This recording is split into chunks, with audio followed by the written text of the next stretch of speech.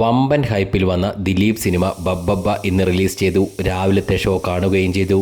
റിലീസിന് മുൻപ് ട്രെയിലറിലും മാർക്കറ്റിംഗ് വീഡിയോയിലും ഒക്കെ അണിയറ പ്രവർത്തകരും മറ്റും പ്രചരിപ്പിച്ച പോലെ തന്നെ ഇതൊരു ലോജിക് ഇല്ലാത്ത ഫുള്ളി എൻ്റർടൈനറായി എടുക്കേണ്ട സിനിമയാണെന്ന് തുടക്കത്തിലെ ടൈറ്റിൽ കാർഡിൽ തന്നെ പറയുന്നുണ്ട്. അത്തരത്തിലാണ് പടം കഥ പറഞ്ഞു പോകുന്നതും. പുതിയ മുഖ്യമന്ത്രിയെ ഒരു സാധാരണക്കാരൻ തട്ടിക്കൊണ്ടു പോകുന്നതും പിന്നീട് നടക്കുന്ന സംഭവങ്ങളുമാണ് സിനിമയുടെ മെയിൻ കഥാപശ്ചാത്തലം. ഇത്തരത്തിൽ ഒരു കാര്യം ചെയ്യുവാൻ അയാൾ ഇറങ്ങിത്തിരിച്ചതിൻ്റെ പിന്നാമ്പുറ കഥകളും ഫ്ലാഷ് ബാക്കിലൂടെ പറഞ്ഞുകൊണ്ടാണ് പടം മുന്നോട്ടു പോകുകയും ചെയ്യുന്നത്. മുഖ്യമന്ത്രിയെ സ്വതന്ത്രൻ ആക്കുന്നിടത്ത് സിനിമ കഥ പറഞ്ഞു നിർത്തുകയും ചെയ്യുന്നു.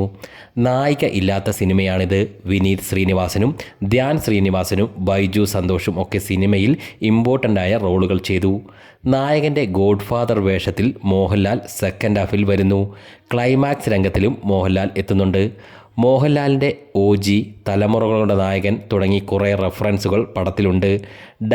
ഡാൻസ് നമ്പർ വരുന്ന പാട്ടിൻ്റെ അവസാനത്തിൽ പഴയ ഡാൻസ് സ്റ്റെപ്പുകൾ മോഹൻലാൽ ചെയ്യുന്നും ഉണ്ട്. വലിയ വിവാദ ഒച്ചപ്പാടുകൾ ബബ്ബബ്ബ ഇറങ്ങുന്നതിനു മുമ്പ് ഉണ്ടായിരുന്നു. ചില വിവാദങ്ങൾക്ക് എതിരായി ദിലീപ് ജനങ്ങളോടും മീഡിയയോടും സർക്കാരിനോടും മറുപടി പറയുന്ന തരം രംഗങ്ങൾ പടത്തിൽ പലയിടങ്ങളിലും കാണാം.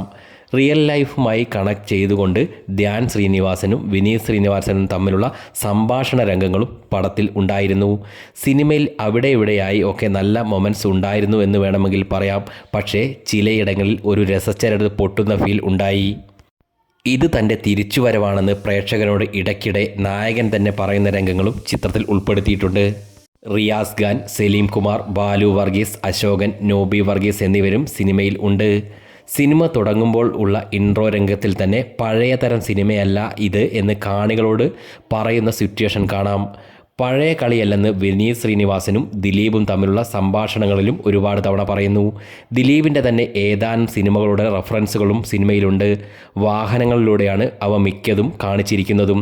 കഥ നടക്കുന്ന ഏരിയയ്ക്കും കഥയിലെ ചില ഭാഗങ്ങൾക്കും തമിഴ് സൂപ്പർ സ്റ്റാർ വിജയുമായും കണക്ഷൻ ഉണ്ട്. അത്തരത്തിലുള്ളൊരു Vijay കണക്ഷനിലൂടെയാണ് story line ഉണ്ടാക്കിയിരിക്കുന്നതും.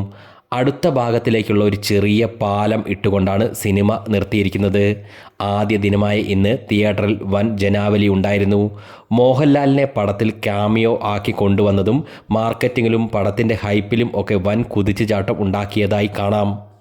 In short, സിനിമയുടെ പിന്നണിക്കാർ പറഞ്ഞു വെച്ചതുപോലെ തന്നെ ലോജിക്കൊക്കെ മാറ്റിവെച്ച് കാണേണ്ട ഒരു ശരാശരി രേഖയിലോ അതിൽ താഴെയോ നിൽക്കുന്ന എൻ്റർടൈനറാകുന്നു ബബ്ബബ്ബ. ഒറ്റത്തവണ കാണാവുന്ന സിനിമ. എല്ലാവർക്കും വർക്കാവുമോ എന്നും അറിയില്ല. ഭയം, ഭക്തി, ബഹുമാനം.